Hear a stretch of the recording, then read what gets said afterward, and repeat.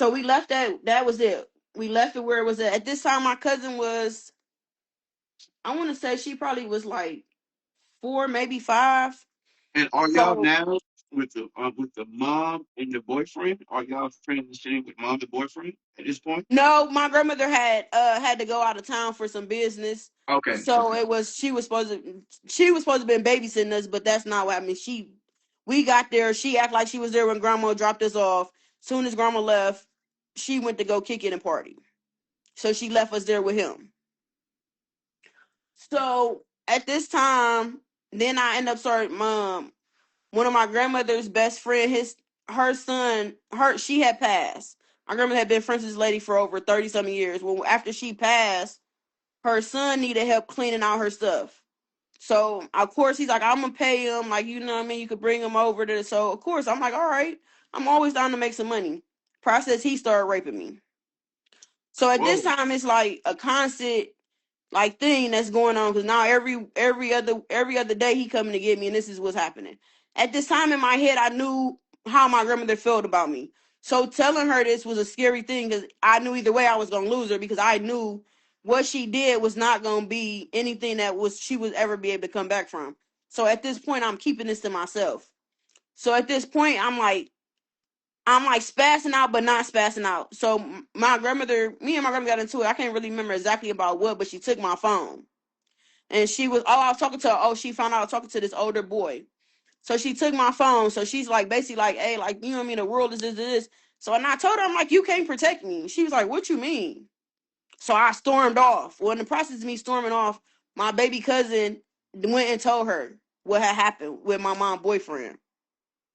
So when she come back and I come back, she was like, hey, come here. So we talking or whatever. Come to find out he was doing the same thing to my sister. So bam, my grandmother called a family meeting. We all meet up at my auntie house. So we all sitting there. My mom show up. So we all sitting there. We talking about what's going on. So we telling what he did or whatever. She comes out and she tells my grandmother like, well, I mean, if you would have keep them hoes away, then they wouldn't have to worry about none of this. Talking about, oh my God. But She was like, they for the fast. viewers, hold on. I'm gonna clear that up for the viewers, just in case they listen. They tapped in, are the ones that's gonna be tapped in the future. I want to make sure we got all a clarification of who was the host. Your mama called you and your sister host. Yes.